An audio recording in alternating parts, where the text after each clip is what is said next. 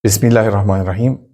Të gjitha falënderimet janë vetëm për Allahun, Zotin e gjithësisë, dhe salavatet mbi Muhammedin, vullën e pejgamberisë, alayhi salatu vesselam, në ditën e bukur të xumas, së datës 23 janar 2026 apo 4 Shaban 1447 Hijri.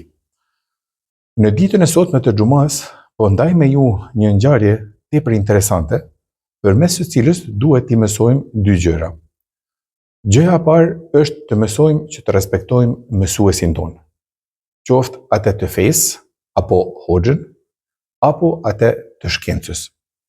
Dhe e dyta, të mësojmë se istikfari, apo kërkimfalja nga Allahu, bëhet shkak i shumë mirësive të kësaj bote.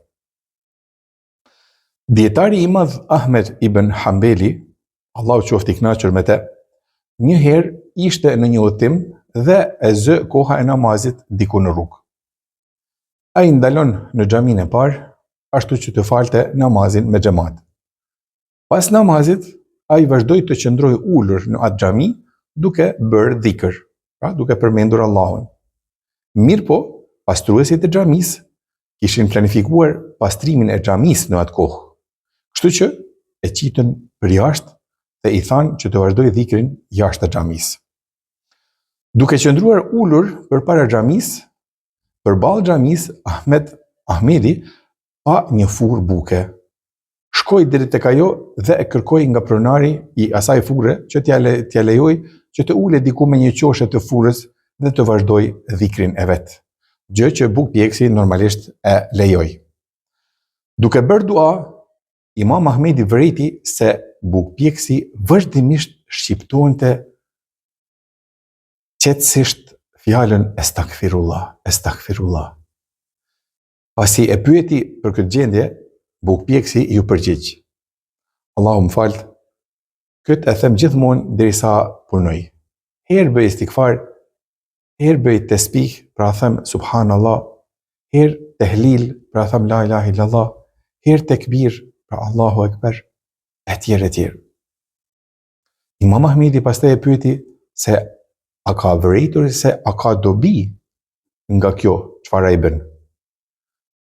Ndërkohë bukpjeksi ju përgjigj: për çfarëdo që i kam ngritur duart dhe i kam bërë dua Allahut që të më jap, Allahu ma ka dhënë. Për çdo gjë që më bie ndërmend, unë veç i bëj dua Allahut dhe ai ma pranon. I befasuar pozitivisht, Imam Ahmedi e pyet: a nuk ke asnjë dëshirë të vetme të cilën Allahu nuk ta ka pranuar? Po, kam një të cilën Allahu nuk ma ka pranuar ende. E cila është ajo? E pyeti Imam Ahmedi. Allahu mi ka pranuar të gjitha duat, çfarë do që i kam kërkuar, ai ma ka mundsuar, por vazhdimisht po i lutem për një e asesi atë nuk po ma e pranon. Pra, cila është ajo? Sërish e pyeti Imam Ahmedi. Ka një kohë të gjatë që po dua të takoj Imam Ahmed ibn Hanbelin, kurse Allahu po më privon nga kjo. Po unë jam Imam Ahmed ibn Hanbeli, o njeri.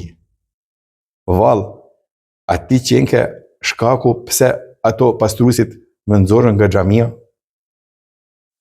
Vëllezër dhe motra, respektoni dietarët edhe pse ata nuk janë të përkryer, sepse asnjë qenie njerëzore në këtë botë nuk është e përkryer, veç Allahu është i përkryer. Respektimi dhe dashuria ndaj njerëzve të ditur është pjesë e besimit të muslimanit. Po ashtu, përmendni Allahun te bareke ve taala sa më shpesh. Falenderoni atë dhe kërkoni falje prej tij, sepse ai është që është pranues i duave dhe i pendimeve tona. Allahu na falt, na i plotësoft mungesat tona dhe na i pranoft duat e tona. Deri në perlën e xumas radhës. Esselamu alaikum wa rahmatullahi wa barakatuhu.